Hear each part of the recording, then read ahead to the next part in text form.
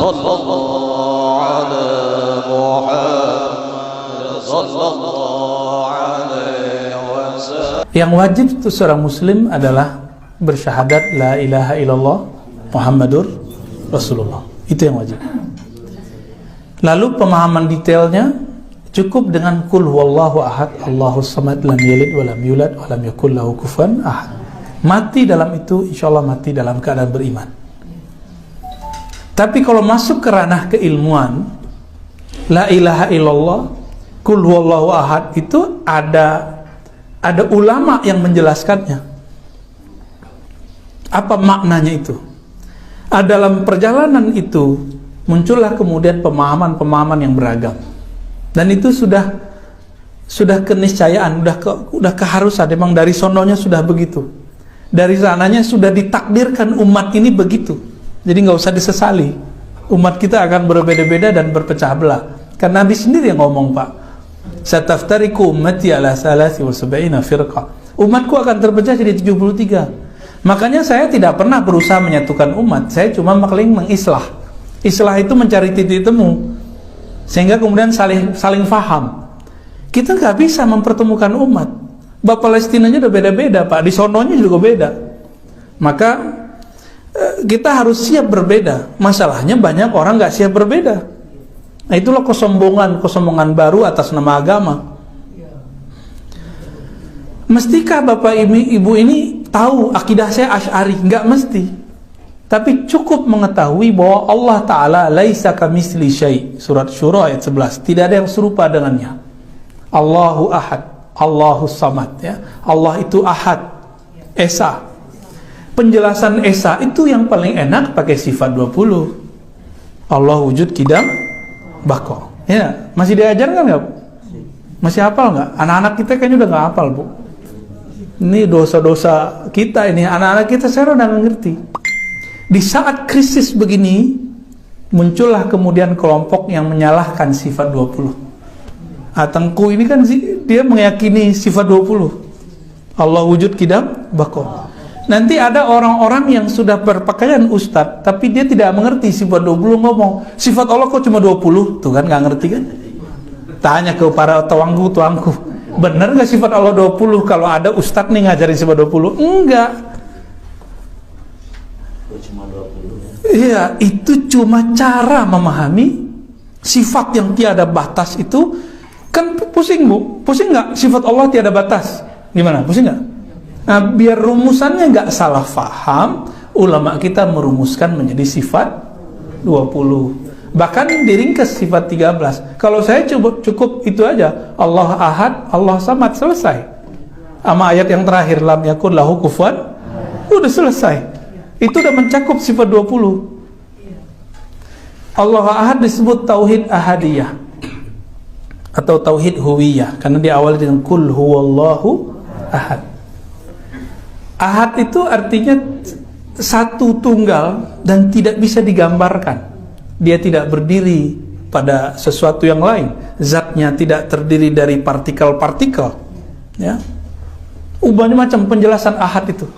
Ada versi akidah, ada versi sufi. Nanti kami insya Allah di surau di Payakumbuh nanti bahas tentang ahad itu. Ada namanya kitab Tufal Mursalah Martabat 7. Itu ada pembahasan khusus versi sufi. Ada yang versi Asy'ariyah, akidah Asy'ariyah. Itu cuma versi-versi untuk memahami dengan kuat kul huwallahu ahad itu gimana. Yang paling lucu, apa kata mereka? Gak usah ikut Imam Asy'ari. Imam Asy'ari bukan sahabat Nabi, gitu ya. Bukan salaf. Loh, Imam Asy'ari kan 1/3, 2/3 hidupnya bagian dari salaf. Lalu mereka menawarkan tauhid yang baru. Namanya 3 tauhid. Uluhiyah, rububiyah, asma wa sifat. Yang si pembuat tauhid ini bukan sahabat, bukan tabi'in, bukan nabi, bukan salaf. Namanya Ibnu Taimiyah. Wafat tahun 708 Hijriah. Bukan salaf. Bukan sahabat Nabi. Loh, kenapa saya harus ikut tauhid yang 3 tapi nggak boleh ikut yang sifat 20?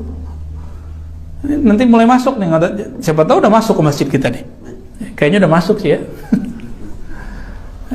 Langsung kepada Allah, langsung kepada Rasulullah. Sama jualan mereka begitu. Maka mereka punya channel ya, di YouTube. Ma qalallahu wa rasuluhu. Apa yang Allah katakan dan Rasul katakan saja. Kita dengerin ceramahnya, kalamnya dia, bukan kalamnya Allah, bukan kalamnya Rasul sallallahu alaihi wasallam. Ya. Jadi kalau kafir kayaknya enggak ya. Jadi mereka enggak mengkafirkan Tuanku kayaknya enggak. Tengku ya. Tengku Zulkarnain kayaknya enggak dikafirkan. Cuma mereka mengatakan sesat. Nah, ini mulai perang akidah nih Bapak Ibu. Mulai perang akidah.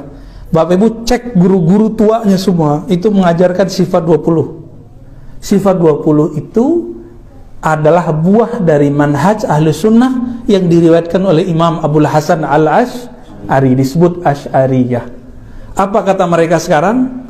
Akidah Asy'ariyah sesat. Bu, selesai Bu. Kita dibilang sesat Bu.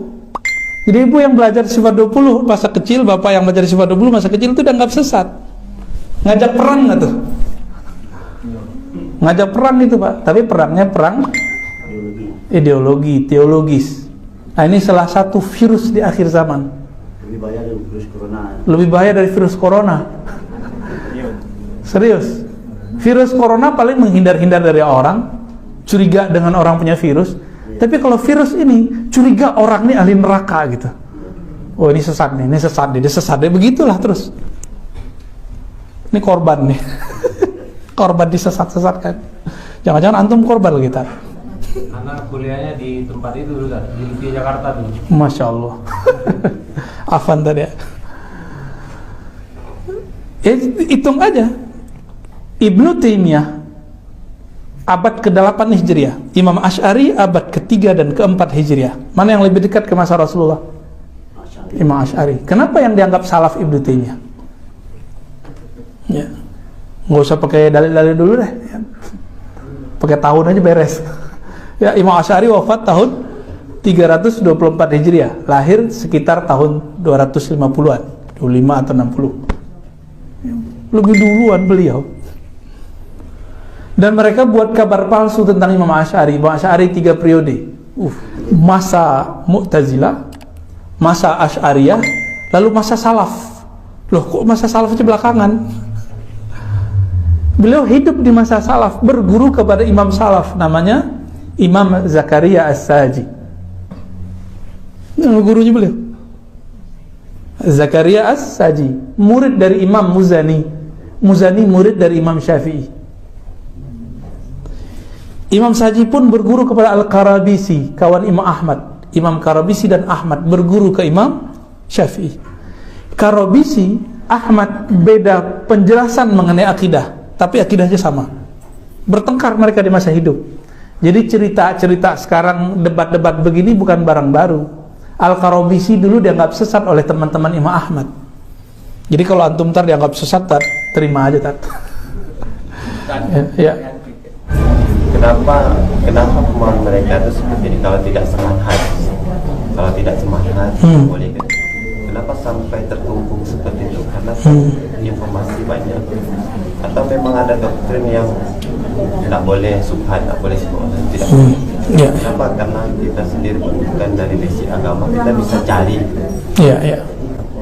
Baik, jawabannya nyambung tadi dengan pertanyaan antum Ustaz. Jadi tadi itu bukan hadis, tapi perkataan Imam Salaf Muhammad bin Sirin, temannya Hasan al-Basri. Beliau mengatakan, "Fanzur amman ta'khuzuna dinakum." Perhatikanlah kamu berguru kepada siapa. Nah, kalam ini dijadikan oleh mereka sebagai hujjah untuk tidak boleh berguru kecuali kepada yang sefaham dengan mereka. Ya. Maka kelompok tadi yang antum tanyakan, yang saya bedah di Tangerang ya, kitab Syiah Jum'ah menjawab Salafi Wahabi. Itu mereka punya doktrin tidak boleh berguru kepada selain ustadz mereka. Itu memang karena mereka punya beberapa kitab yang kita cek melarang al-julus ma'alil bid'ah. Duduk bersama al bid'ah dilarang, apalagi ngaji. Jadi ada doktrin begitu.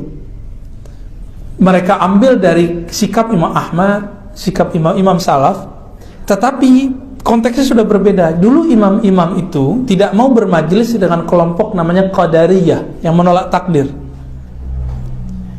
Kalam itu diambil, jangan duduk dengan ahli bid'ah, maksudnya kelompok Qadariyah. Mereka pakai sekarang jangan duduk bersama kelompok bid'ah, yaitu Asy'ariyah, Sufiyah. Bahkan mereka gagal paham, dikira Sufi itu Syiah. Syiah mana ada Sufi? Nggak ada Sufi di Syiah. Syiah itu ajarannya irfani, namanya filsafat ketuhanan, ya, falsafah ilahiyah. Kalau di tasawuf itu masuknya ke ahlus sunnah wal jamaah. Jadi memang mereka mendoktrin itu, nggak bisa memang mereka doktrin begitu, dan teksnya sudah banyak. Termasuk pimpinan-pimpinan yang sekarang itu nulis di buku-buku mereka begitu. Kalau ada jamaahnya bilang nggak ada, itu dia nggak ngerti gurunya berarti. Memang doktrinnya, ya. Hati-hati aja ya. Kalau Bapak Ibu kan masih dengar macam-macam ya. Siapa aja guru didengerin ya. Memang begitu seharusnya. Ya kan ahlus sunnah yang penting. Khalas, udah.